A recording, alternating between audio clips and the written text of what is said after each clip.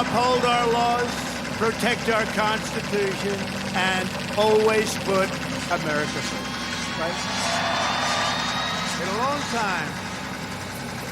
We had a great night yesterday in South Carolina.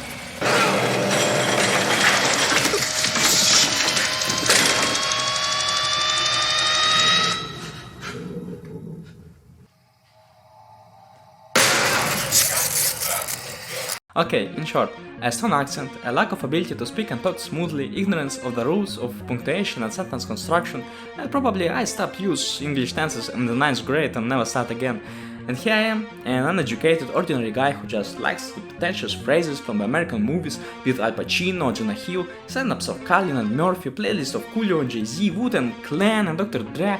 I haven't read any English grammar book, I don't know the rules of the verb tenses, but I really like those American motivation books, swallowing them like grapes, and I like it because I can read without even thinking what I just read, and these books don't use specific terms or obscure words. That's a very simple way to study a new language. Just read the motivation books and pretend to be smart. Also, I read the first 2 parts of Harry Potter in the original, got a little British, but when I tried to read Terry Pratchett, something fucked up, cause this is too much for me, maybe it's not my level yet.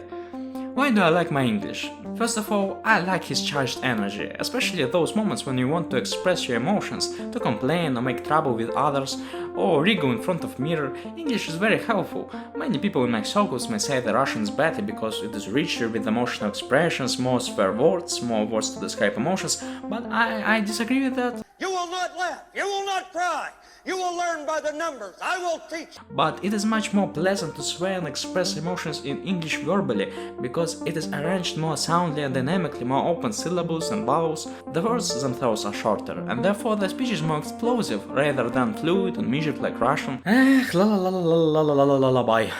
Secondly, I am starting to get fun of my pronunciation and strong accent, and I used to feel really embarrassed about it, and I felt like everybody was laughing and pointing at me, and I was worried that I could never get rid of my accent and pronounce the words correctly. But it's easier now, because I have seen the beauty in how I speak English. This became a unique feature, a paper that adds volume. I just want to enjoy my English, learn some funny words, add my funny accent to them, try to get my point across at all costs, even if the cost is breaking 100 of rules. It's a great brain problem, like a puzzle you never tire of. And I bet you already find a bunch of mistakes in my speech, but I don't care anymore. I just want to have fun and speak like my heroes from the movies I saw when I was a child, repeat some stupid stuff, and do hip-hop as cool as black guys in the United States. I'm not a fan of America, but I'm a fan of some American English cultural sites, so from now on I want to speak only English. And fuck whoever voted to Putin, and fuck whoever used Russian like a language of rape. Briefly about switching to own work. I realized that I don't want to discuss other people's work anymore, analyze them, take apart into frames, or figure out why something works or doesn't work. Well, maybe in private life, in self-talk, but not in public. In public, I want to discuss only my own works. I feel exhausted just think about another one footage that I must find and put in my another video essay. I am sick of explaining other people's quests or storylines. I have nothing to put in the background. I have no cool and atmospheric music to steal from other people's work. I watch too little, I don't have a library of references, I'm not Tarantino to watch thousands of movies a year and take the best out of them. I just want to find my own style with a lot of practice, not arguing with other people's ideas.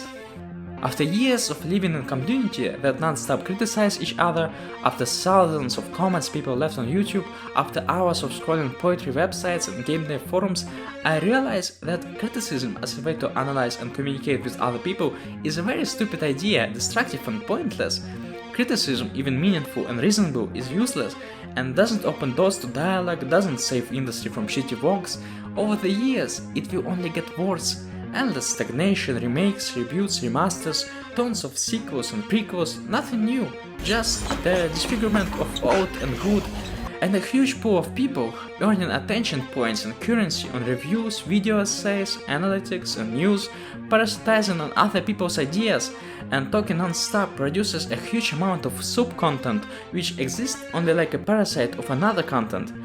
And now we find ourselves in an amazing world. On the one hand, reboots, remasters, remakes. On the other hand, reviews, essays and news about these same reboots, remasters and remakes. One did wrong, the other said the first did wrong, and nothing has changed. And so circle after circle after circle. And as Josh Cullen said, because if it's really just the fault of these game developers, then where are all the other bright people of conscience? Where are all the bright, honest, intelligent Developers ready to step in and save the nation and lead the way? We don't have people like that. if we all know how to make movies, make games and write music, shouldn't we try to do that with no budget and no team? Just you and a sheet of paper, a laptop and enormous creative freedom to write your own scripts, your own music, a little bit shitty, yes, but still, your own drawings and animations, 3D models and other stuff. You can even voice in your characters with your own voice and record different sounds at home, so you can edit in Premiere Pro and do something cool and non-budget. The question is, how can you enjoy your own work if it's a bunch of shit?